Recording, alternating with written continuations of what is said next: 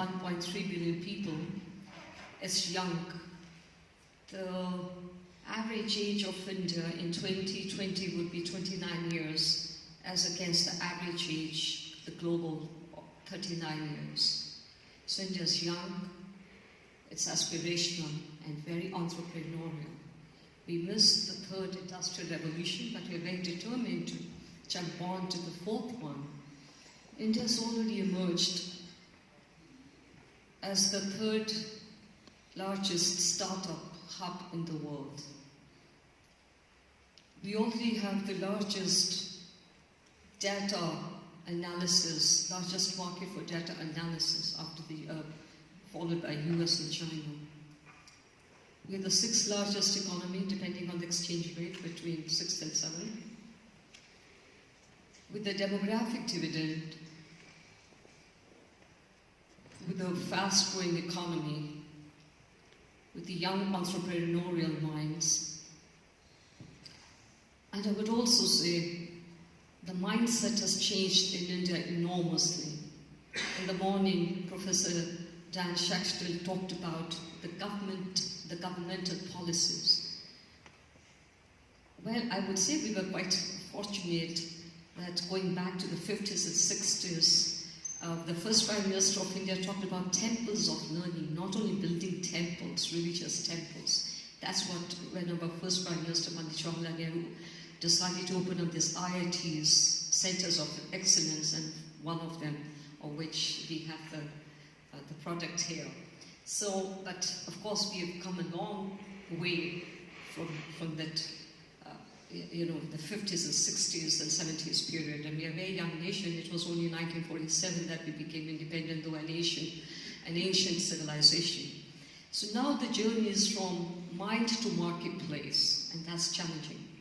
Mind, I would emphasize, because India is traditionally a hub of knowledge.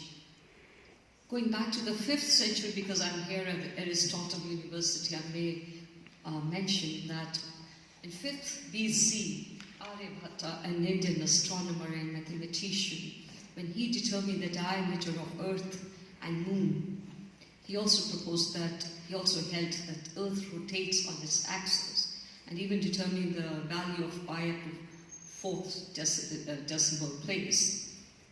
So from that period now to the modern era, where we have knowledge economy, the challenge before India is to give adequate skills to its people, to leapfrog into the 4th industrial revolution, and to capture the entrepreneurial spirit which is already in the country. Somebody mentioned in the morning, I think it was Professor Shaxtel mentioned, that how traditionally in Israel, a traditional Jewish mother wanted her kids to be doctors and engineers, and that was also the case in India. Everybody had to be a good student, a doctor and an engineer, but not now. According to a survey last year, 80% of the young workforce in India, they said they all want to work for startups. And that, I believe, is against versus 50% of the workforce globally. So you can see the trend that's emerging in India.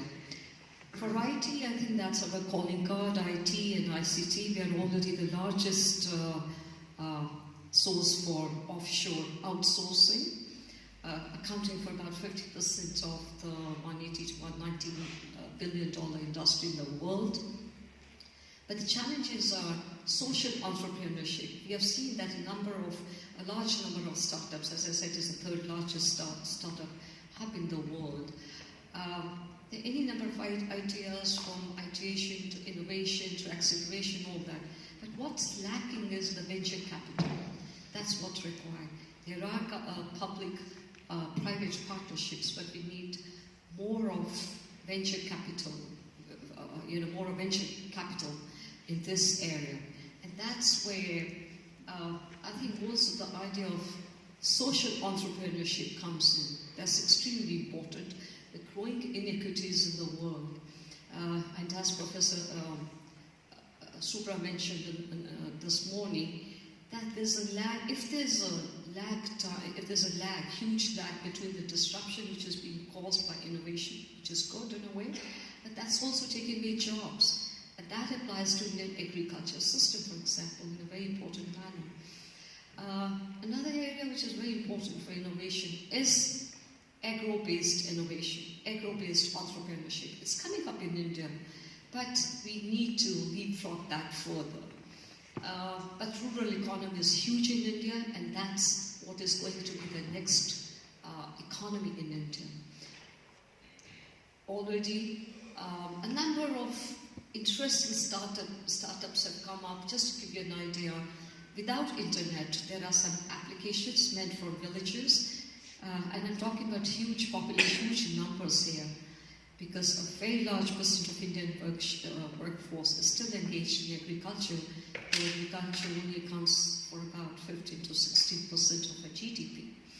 A number of startups which have made a huge difference to the rural economy, and they work without internet, putting farmers on real-time basis in touch with the markets, getting to know the prices every day, about weather forecasts. The whole ecosystem of agriculture is being revolutionized, but of course there's a need to accelerate rural-based, agro-based innovation system.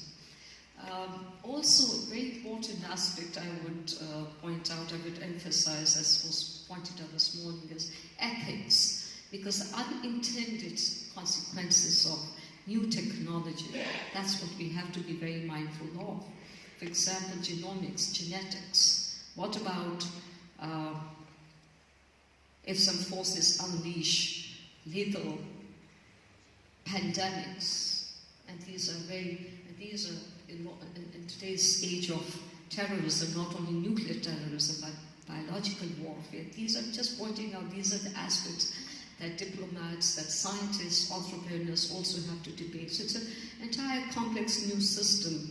But fortunately, what's happening in India today, for example, there are a number of, we are collaborating quite intensely with labs outside, with scientific community. Different universities in India have this intensive programs. There's one very large program, and my government also has put in place a host of policies which have started delivering dividends. These policies are like Smart India, Digital India, and Digital India is extremely important. Where also women digitization of female force is taking place, and that's extremely important.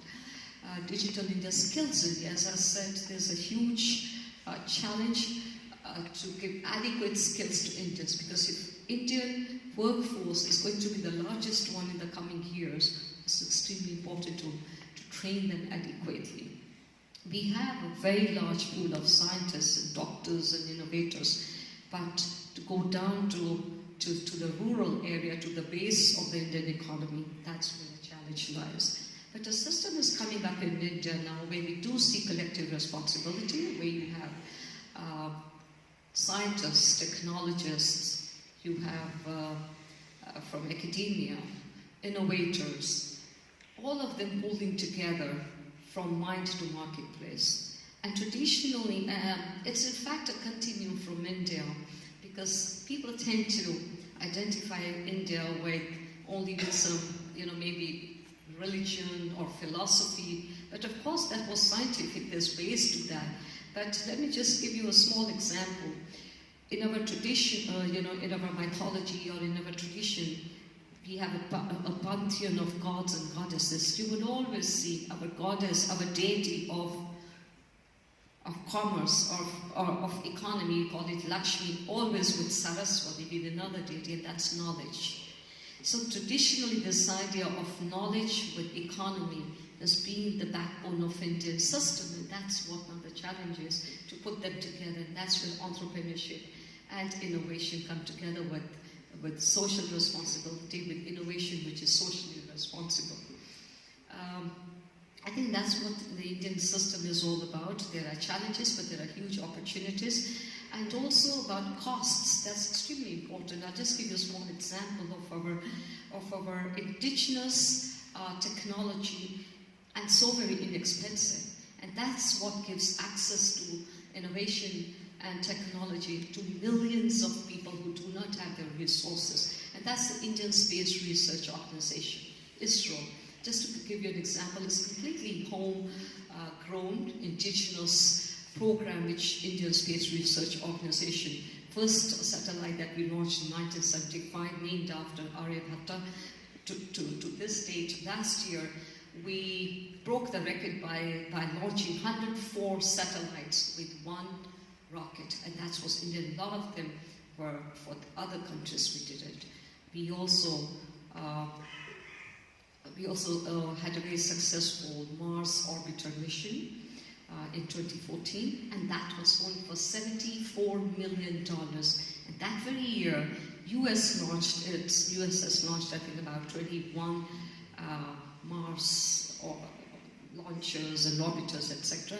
They launched another one that was about $780 million. It was 1/10 of the price. What I'm trying to say is accessibility is extremely important.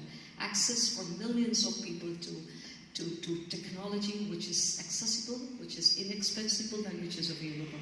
That's the challenge before India. I think that's what we are trying to meet. Thank you. We'd like to interact in a more interactive session.